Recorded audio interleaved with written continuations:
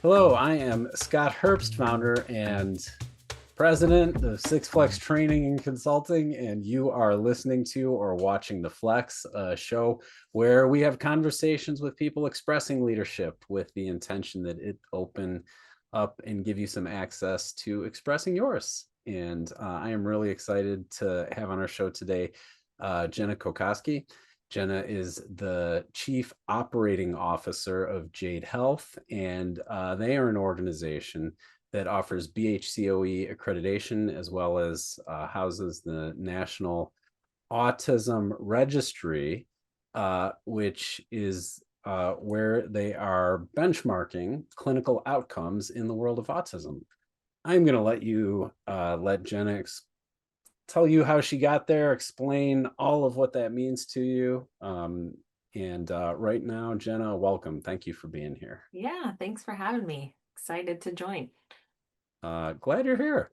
So where I always start these conversations is I just want to give you a chance to go back as far as you want, tell the story of how you got to be where you are, and and we'll just I'll interrupt and ask you Yeah, questions, and we'll let the conversation unfold. sounds good. I am a BCBA and I have been for 15 years now. Um, I I first started out really doing, I guess, like a behavior technician job before it was an official like RBT or BT type of thing. Yeah. That's where I saw like my first glimpse of like BCBA. I remember thinking, what is that? And just Mhm. watching them, and I was like, well, that's cool. That's like the way my brain operates automatically. So let me learn Yeah. more about this. So that kind of got me into it. I was a special ed teacher for a while as I went through my master's program and did my hours and everything. Um, and then my first BCBA job um, was short-lived. I started out with a small company. I was pregnant with my second kiddo, and I was just looking for some types of, some hours of work, just help me get out of the house and have some income. So I started with a really tiny company, and I was their only BCBA, and we worked primarily with TRICARE. And so while I went out on maternity leave about 4 months after being with this org for a while, and while I was on leave, I got the call that they're going under for insurance fraud. And knowing that it was all TRICARE, I was like, isn't that like the Department of Defense? Is this going to be an issue? And then pretty quickly had the FBI calling. And so Oh, that's what I wow. did on my maternity leave. I spent time and brought my newborn with me down to the FBI building and had to talk through all of that. So I really quickly learned the how serious to take that part of our job.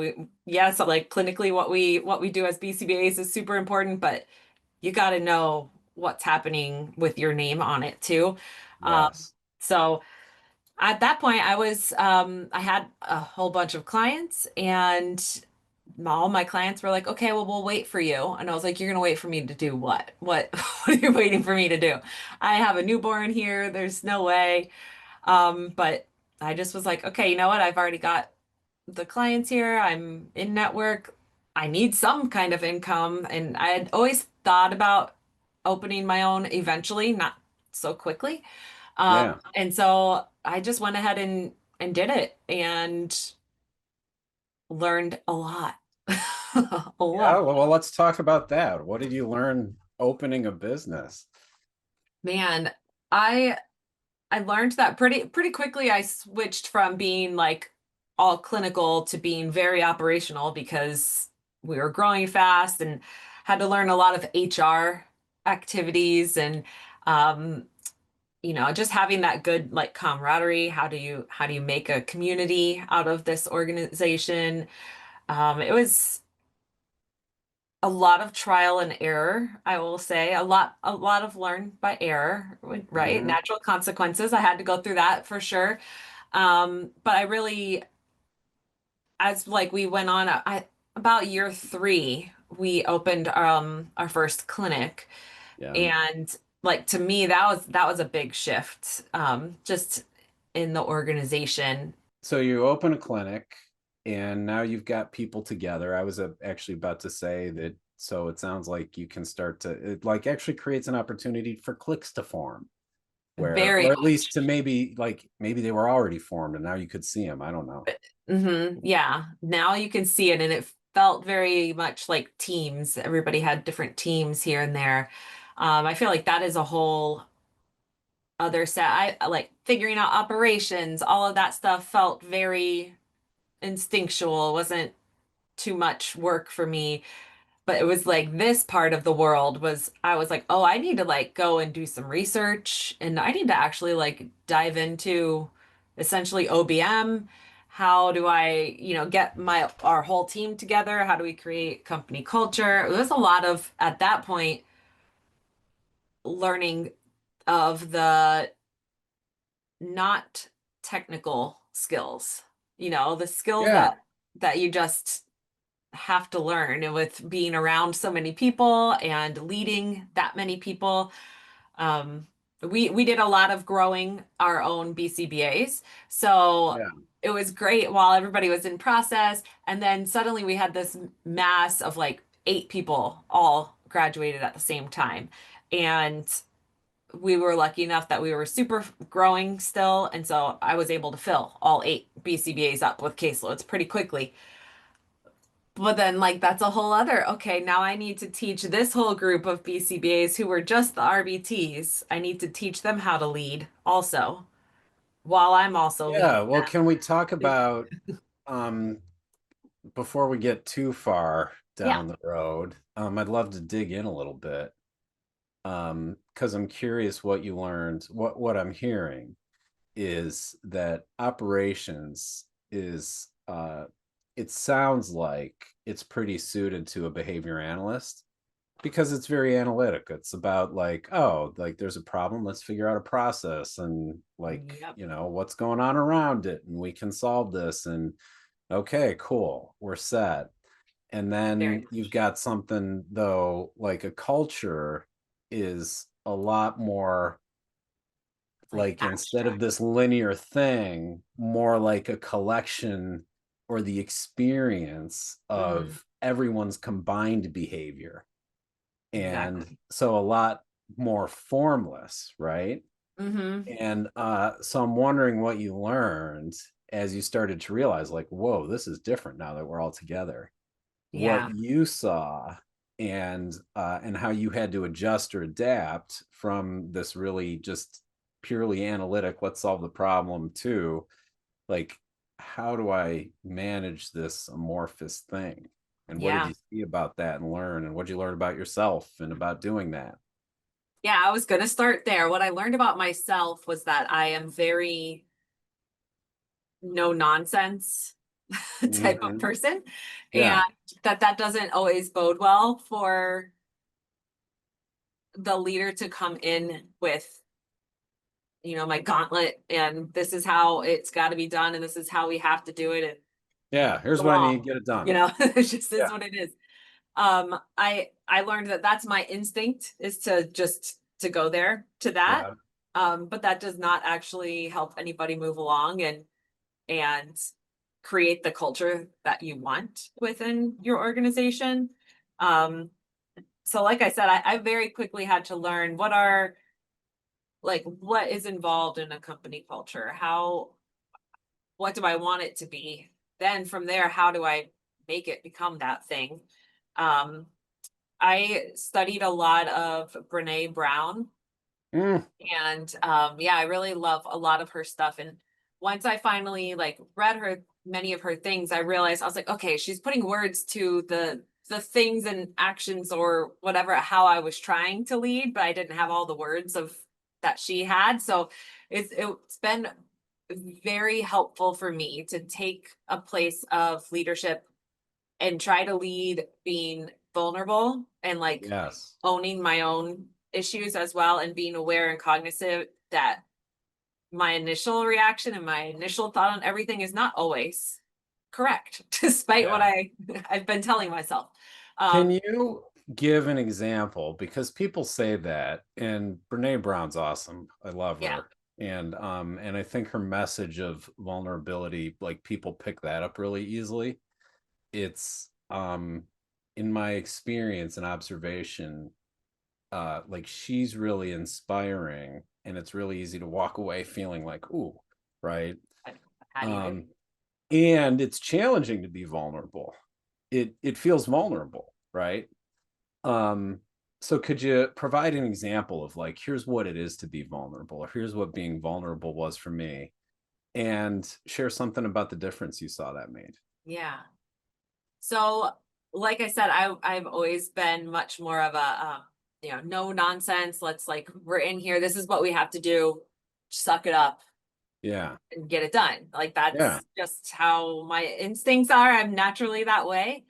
And I at the time I decided to talk to all my staff in one of our large staff meetings, our town halls, and let them know like, hey, here's what I'm learning. And I told them, here I'm learning about vulnerability and leading and blah blah blah. So if you see me do these types of things, this is me trying to step out because I want to Mm, better us together. So first of all, I kind of gave everybody like the heads up that yeah. this is so we could start collectively start to think of how I'm trying to lead and how we're going to talk about things. Yeah.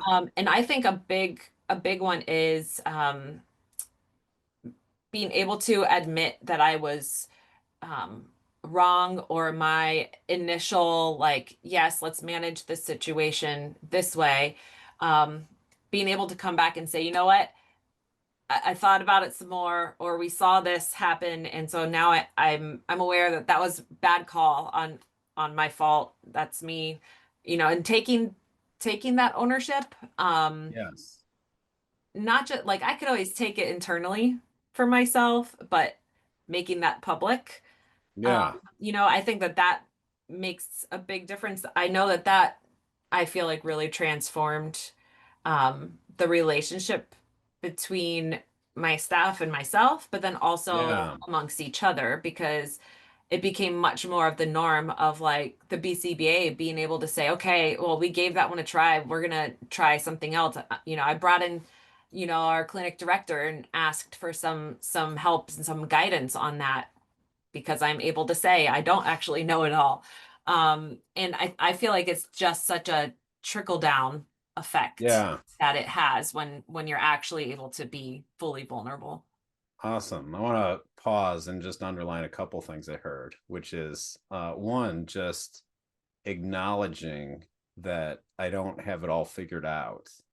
So when you say, like, hey, I'm working on some things, Hmm. like I'm learning these new things, and here's what you can kind of see and expect it to look like.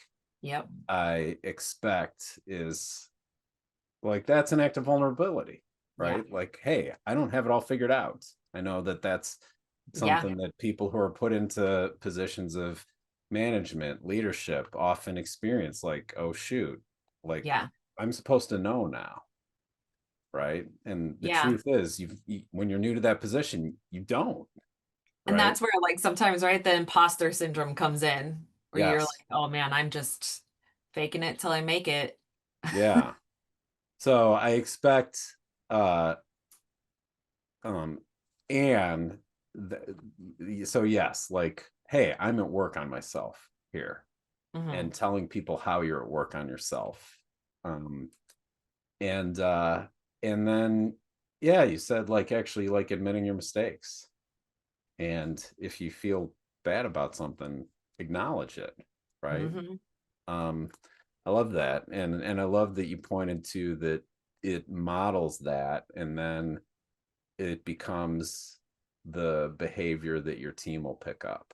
Hmm. Actually talking to someone earlier today about this very thing, about how that's what your team does. They will emulate you, and that can be really great, or it can really work against you if you're modeling behavior that Yeah. doesn't work, right?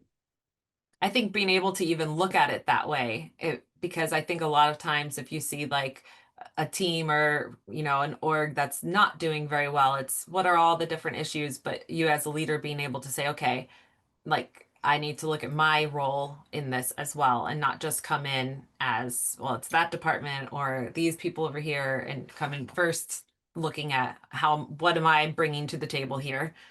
Is it good? Is it helpful or is it not? What do I need to adjust also? Yeah, I think that's very important. Yeah. Awesome.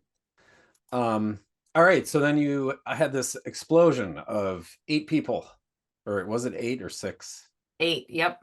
Like 8 all of a sudden, BCBAs. eight Yep. people we trained had become BCBAs. And so you had radical expansion, like, Yeah. um, and that's where I interrupted you. That's no, you're right.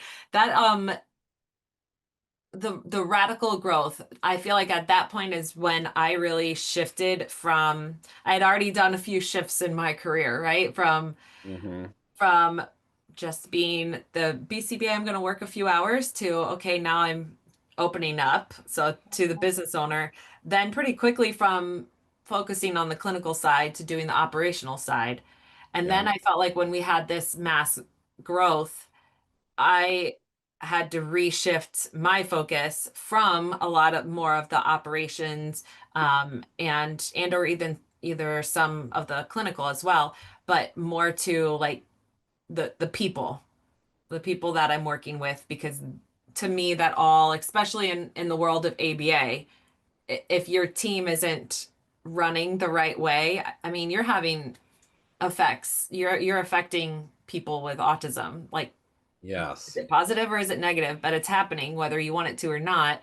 And so I think it really is important that we look at like the whole team on each level. Are they all succinct and everybody communicating the same way? Because we're gonna see better retention, better access to care, more people want to come be with us. Like I feel like it just impacts so many things in our field. Like that one part of leadership is really truly affecting so many people. Yeah. Um, I'm interested in digging into that, but you also said you've shifted a few times. And I'm curious if, and you might not know, right? Hmm. Um, but I'm curious if you could say something about what you saw and that was like what you saw that like a shift is necessary, that had you think a shift is necessary, right? Hmm. And then what how you guided yourself through that shift. And um yeah, I'll let you talk now. Yeah. So within, the first shift of opening business and all of that, I mean, you're wearing every hat, right? Yeah. Like you're the clinician, you're the HR person, you're You're the the biller, scheduler, you're the you're the biller. Yep. yep, all the things.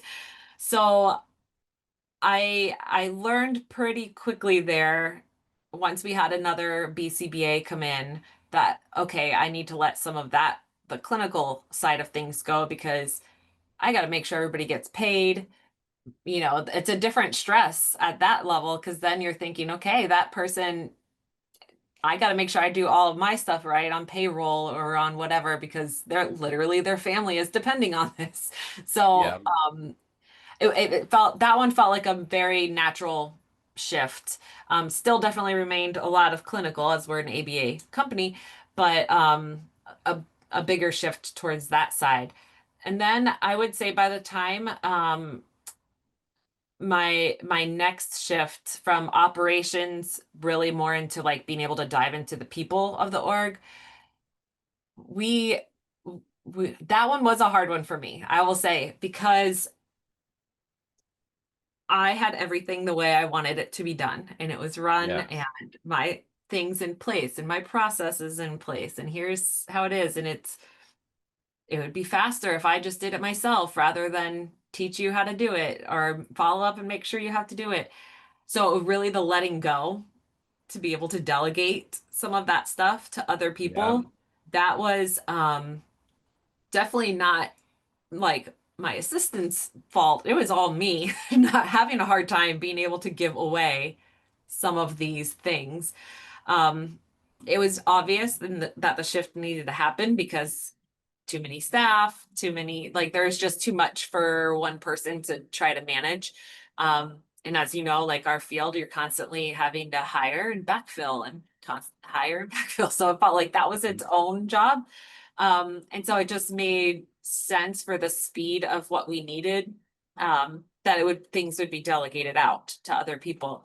But yeah, the shift was harder for me because I just had a hard time giving away some of these responsibilities that felt personally very important to me. Just knowing Yes. that there's so many people relying on it. But then, you know, like we said, I'm a BCBA, so I had enough data to back up that my people were able to handle all these things, so I could mentally let go as well, Mhm. which was a big shift. Um, but then I was able to go back to spending more time at that point. We had like 3 clinics and we served people over like 100-mile radius. So we were pretty far and wide.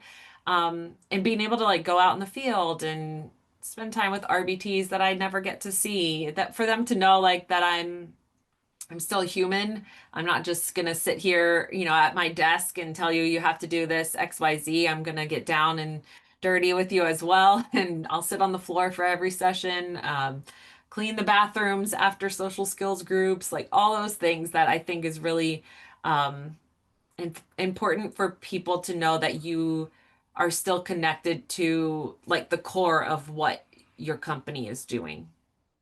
You still have Yes. feet in there. I feel like people are more willing, even subconsciously, to follow you and follow your lead if they saw you, like I said, in there cleaning the toilets from after, group or whatever it might be. I think that that makes a big difference. And I think that goes back to being able to do those things is because I'm not any more important than any of the other people that I work with. I just happen to hold some more responsibility, but I'm not any better than they are. So, yeah, I can get on the ground and roll around with that kid or play whatever is needed. How much slime am I going to get in my hand? All the things. I think it's important that people see that in action and not just the words of it. Yes. So not just giving lip service to everyone here matters, Yep. but really finding ways to demonstrate that Yeah. everyone here matters. hmm And I'm not too big or important to do the task that you're doing. I Yes. Yeah. Awesome. Um, okay, so now you've grown to 3 clinics. Yep. Yep. And your focus has gone less from how do I run all this to, all right, I've got people, I can empower them to do Yep. this. Yep. And now my focus is on culture. Yep. My focus was on culture. And at that time, we had been around for almost 7 years. And like I said, I started this company literally on maternity leave. And I had 2 little ones at the time. And I was just like, I haven't actually like been mom or done any of that stuff. And I had more of the free time ish to be able to do that. Um, but I really wanted to provide more for our BCBAs. I wanted to give better benefits, better trainings, um, opportunity for growth, a lot of things like that that really felt like we needed to either be acquired or join another organization that's bigger that can help us be able to offer these types of things. And honestly, I um this was 2019. That's when I first really like the consolidation of ABA kind of was getting started. And I really felt like, how is this really coming? Like, am I going to be swallowed up one day? a lot of the orgs around me were starting to get swallowed up by larger organizations. And I just really felt like, we're still at the beginning stages of this. Do I want to make this type of change when I have the freedom to interview and get to know as many people and companies as possible that want to acquire me versus I'm like barely making payroll and we're dwindling and I'm just begging anybody to come take me. Um, Hmm.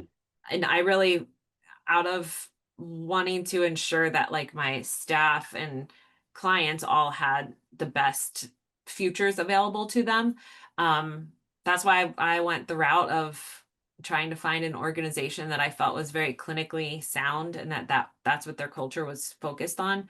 Um, and then ultimately by the end of 2019 was able to sell my company, and stayed on to continue to grow the region, and then started working amongst other regions as well. But that was right before COVID. And I was very happy that I was not having to put my house down, lean on my house just to be able to make payroll. The stress of all of that, being an individual provider would have been a lot, and I hear a lot of different stories. And I'm happy that we were able to have the perfect timing for us to be able to sustain everybody, all staff and have like the customers be there when they're ready to come back to services. So man, COVID was a whole other learning lesson for sure. Uh, I'll bet. Do you want to talk about that? Yeah. So like I said, we sold November of 2019. So my org, like the first 6 months of selling is like a lot of we're figuring out, what processes are going to stay in place. You're slowly changing some processes to meet the new larger org. So we were in the midst of that. So leading through change, in and of itself is very hard. And I think that those moments is when vulnerability really has to like be seen, and heard. And we have to accept that a lot of our staff, even though some of like the fears and thoughts are kind of like, whoa, what are you talking about? That's not even in our realm. The stories you tell yourself. I think in those moments of change, you have to be able to, as a leader, be vulnerable and accept other people's feelings that they're happening, whether you feel like they're justified or not. And you have to acknowledge them and be able to move on and move forward at the same time. So in the process of that, then COVID happens at the same time, and then that's a whole other set of emotions and uncertainty, and fear. And I think through all of that, I feel like that was a time overall for a lot of orgs leadership to be transparent and that we don't know what we're going to do, but we're going to take a pause for a moment and we're going to try to figure this out. And um, I think a lot of orgs and I know ours was one for sure, being able to pause and say, okay, we're not going to come in saying we know everything that needs to be done here, or that this answer we're going to give you today might not change by tomorrow. And I realize that's frustrating, but we can only go off of what we have. And so I think being able to pivot, but being vulnerable during that was extremely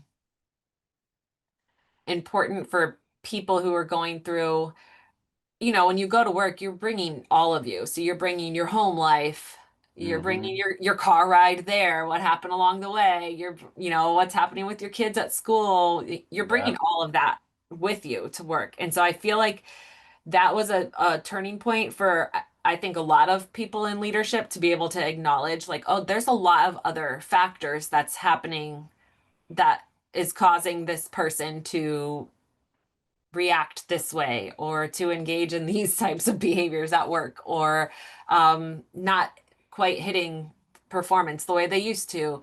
So I think COVID was crazy, and I'm glad that that crazy time is over. Um, but I think that that's one of the main things about leadership that I like kind of stuck with me after COVID was people are bringing their whole self to work, Yeah. and you have to acknowledge their whole self. And usually as a leader, you're going to get better responses. But getting people to be on your team to join you in whatever it is that you're trying to accomplish as a leader. If it's, we want to get 10 new clients off the wait list, okay, we all need to be on the same page here. And if you're going to take this one, how are you doing? Last week I know you felt overwhelmed. How are things this week? Like, we have to be able to have those types of conversations, um, to be able to make, I think, the right moves as leaders in an organization. Yeah. So it sounds like you developed more of an appreciation for uh, what people are dealing with beyond the circumstances you can see. Yeah. Yeah. Um, awesome. Will you tell me a little bit about what you're doing now with Jade Health? Yeah. So I've been with Jade Health, which is formerly BHCOE. Yeah. Um, and I've been with Jade now for a little over a year. Came in as clinical VP of clinical strategy, and we we've really seen a lot of growth just in the past year with our main line is the BHCOE accreditation, so that all of that has remained the same, just different title. Jade is like the umbrella for BHCOE and the National Autism Data Registry. um, and we've just been doing a lot of improvement on the evaluation process for accreditation. We've in April launched our internal like platform in order to do Mhm. the evaluation. And we're seeing a lot of people are happy about that, both internally and externally, about the process of the evaluation. And then now I am COO of Jade Health, and we are just, I mean, we're chugging along, keeping things moving. The accreditation space is starting to become more active as more states and or payers are looking towards accreditation. Yeah. Um, and so we're starting to see a big boom. I think the next year or two, we'll see a lot more there. Okay. And personally, we are getting close to the time we set ahead. Just as you move into this new role, I am curious, and someone who's really, I can hear just in what you've shared, you're very reflective on yourself as a leader and how you're Right. looking to grow and develop and what can I learn. So as you move into this new role, is there anything you're looking to develop? I think I think that there's always room for development. There has to be, right? I think that this is a hard one. I'm just trying to think. There is a fine line between, right, like the business and the finance lines and having to keep everything above water and keep things going, but then also let's make this pro forma to grow X amount, the next. So I Yeah. think I'm looking for me personally to grow in, I would say more of like the financial and forecasting side of Hmm. growth and what that looks like for me, and just knowing that that is one area that I do need to get stronger in.